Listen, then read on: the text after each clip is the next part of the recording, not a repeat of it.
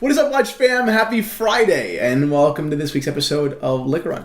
I am Christian from Theo and Harris. This is my old man, Rolly, and today we're going to be finishing off a bottle of Albarino that we opened up last episode, and talking about a groundbreaking auction. The sale of a Hamilton that's worth about $200 at most on a good day, that sold for $32,500.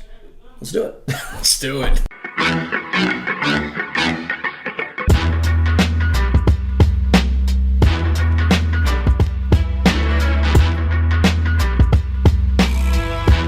All right, before we jump into this incredible auction result, a quick wristwatch check. What are you wearing, Daddy-O? 2 weeks in a row. Absolutely love it. Don't you love the that Cartier? watch? I love this You watch. wanted a Cartier for decades. Yes. You didn't have one. Mom got this one for you. Right. And she got you an oversized example, and it's gorgeous.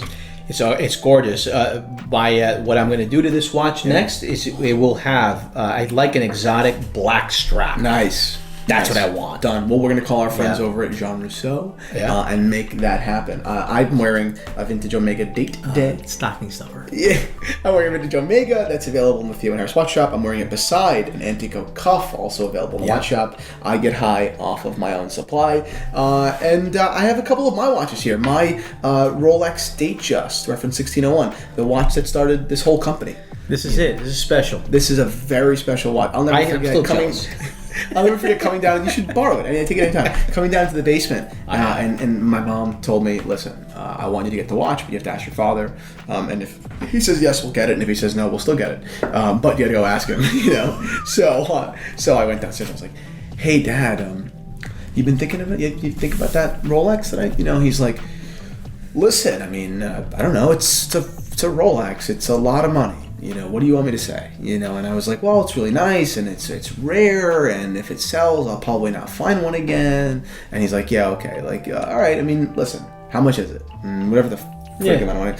And it's like, if you wanted to buy it, like, you know what I mean? Like, I'm not gonna go against you. If you want to buy it, whatever, So I bought it, and then I got it, and I showed it to him. He's like, yeah, this is cool. You know what I mean? As soon as I opened up the box, he's like, yeah, this is really cool. Yeah, I love that watch. And I got it next to my Seamaster, which you and Mom bought me. That's right. And a Cartier that I recently added to my collection. Yeah. A lot smaller than yours, but classic. Here's why I love this watch. Because it's wider here. Yeah. I just love, even though this is a small watch. Yeah.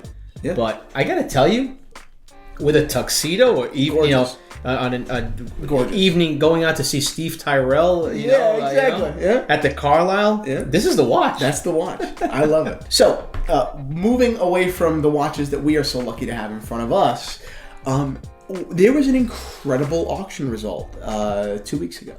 Okay, a quartz reissue Hamilton, a watch that was gold plated, a watch that on eBay, and you can buy it on eBay because nothing could go wrong. I mean, what could I need? A new battery for $8? No one fakes them, right? A watch that would be $150, $200 maybe, and it sold for $32,500, which is an incredible premium. But what drove the premium? It was the watch that the late great actor Robin Williams wore in Dead Poets Society. I've watched Dead Poets Society, like most everyone here, many times. I love Dead Poets Society. The watch, although certainly on his wrist, did not get big screen time. It wasn't a big part of the movie.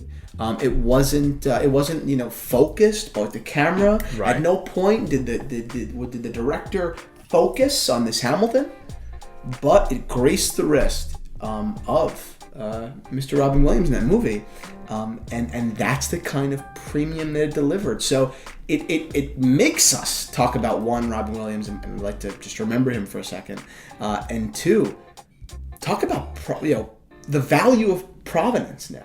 It's crazy what an owner can do to a watch. Yes. Right? Think about the Paul Newman auction. I agree. Right? Yeah. Now, Paul Newman was a much more significant figure in the world of watches than Robin Williams. Right. But still, we're talking about, $500,000 watch selling for $18 million. Mm-hmm. I'd call that a substantial premium. We're talking about a $200 watch selling for $33,000. Right. Elvis's Omega delivered a premium well over $1 million. Every time this happens, my breath is taken away. Because there's a collector geek out there that's not just a collector of watches, but probably a passionate collector of that celebrity that says, yeah, I'm going to way overpay for this particular item because of its prior owner. And because I can say I own it. That happens to be, that's the nano effect. The nano. So talk to me about it. I mean, one, does that matter to you? Is it just enough that Andy Warhol wore a Cartier tank, or would you want Andy Warhol's tank? Like, assuming money wasn't really a thing. Like, assuming it was kind of just a number.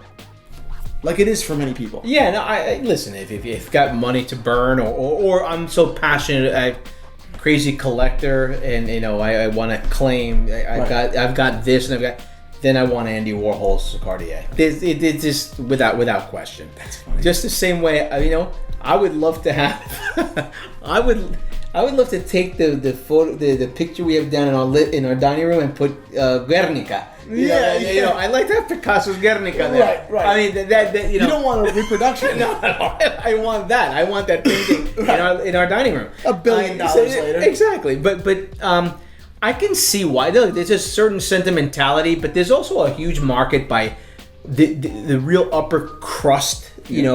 The people that say, no, I need to have that. It needs to be in my collection. I want to be able to brag or just to claim that I own that. It's mine. And it's and that sits amongst a collection of other incredible collectibles that I can claim and say they're mine. Yeah, it's interesting. There's got to be a really special tick in that kind of person. Yeah, because you're paying an incredible premium for that name. You know it. Right. And it's a big gamble as to whether or not, like, for example, right? I don't want to get political or into topical news, but look at all the people that a year ago, right? Would have been looked at. Like, look at Bill Cosby, right? Or look at any of the people, the men that have been accused of sexual assault or anything like that, right?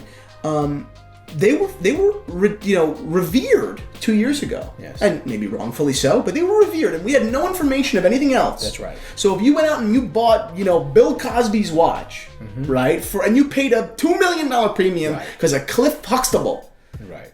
A year later, Bill Cosby becomes the most prolific serial rapist in the world, or in America. You know what I mean? Right. In America. Yeah. Your money's gone.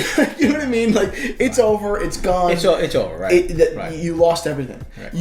In buying that, you really are placing a very large wager on the longevity of the reputation of that person, and that is scary. Yeah, that's right.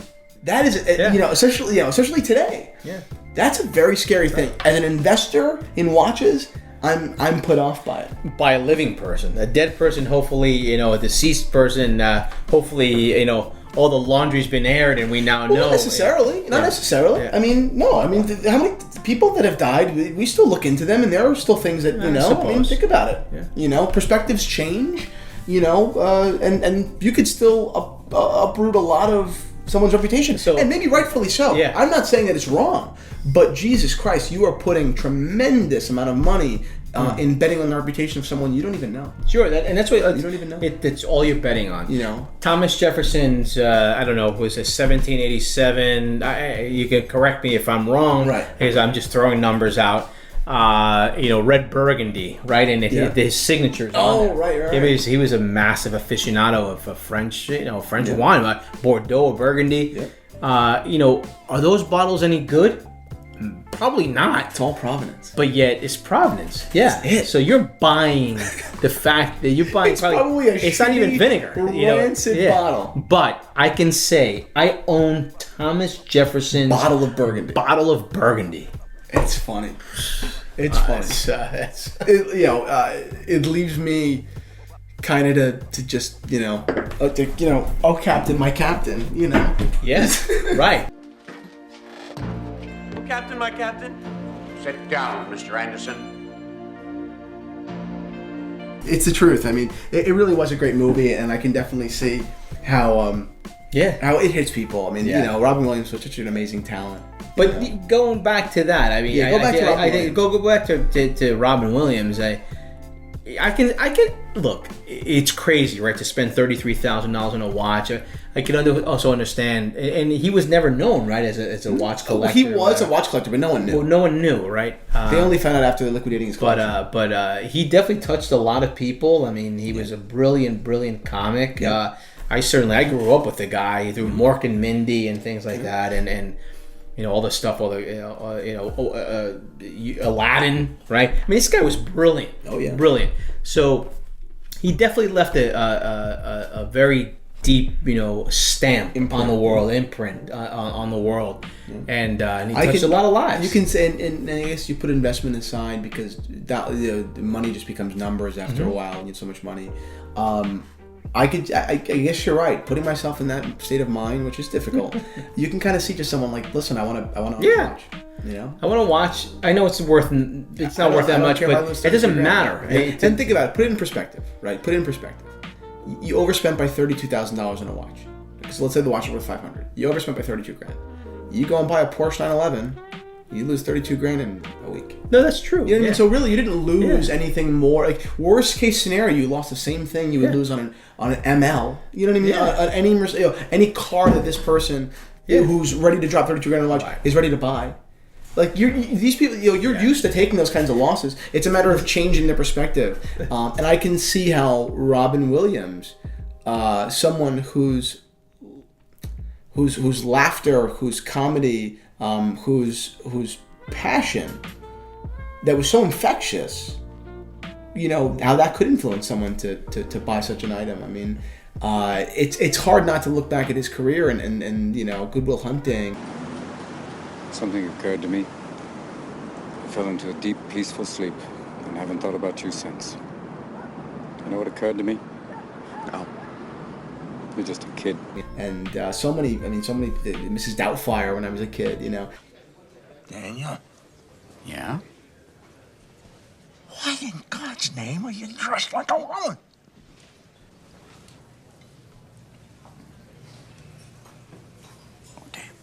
And not just like in awe and just smile. Exactly, right. There's so many happy memories associated with the guy. That leap is not so big when you think about that, right? If you were touched by that guy and his comedy and his movies, Jumanji, right?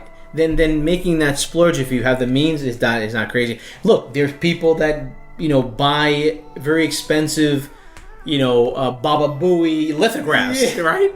And they. Right. I guess my point is, and he means nothing to culture. It means nothing, but yet people shell out a lot of money for a Baba Booey. So, but it's a good conversation. It's interesting. I think as someone who does not have that sort of disposable income, it is hard to put yourself in that mentality, right? It's hard to say, not only am I going to buy an incredibly expensive watch, a watch that is, $30, $40, $50, $100, whatever $1,000, but I'm going to buy one that I can't even justify as an investment because it's quite possible that no one, either one, cares enough to spend that kind of money again, and two, you're placing this bet on the idea that their reputation will forever be intact, which again, it's not a great bet. It's a tough bet. Yeah, you're right. I guess right at the moment, now that I'm thinking about Robin Williams, if there's anyone, he's definitely one of the guys that you think about and say, yeah, buy the watch. Buy the watch. He was so cool. You know what I mean? Definitely. He was so cool. Aladdin. Yeah, Aladdin. That's it, Dad. Jeez, I can't stop thinking of memory lane now. Nostalgic. Salute. Thank you so much for sitting down. Guys, to all of you, thank you so much for watching. Comment your favorite Robin Williams memories below. I'm going to read them all, and I'm going to personally comment back, because now I'm all nostalgic. Oh, wait. Salute, Alessante for anybody. Alessante.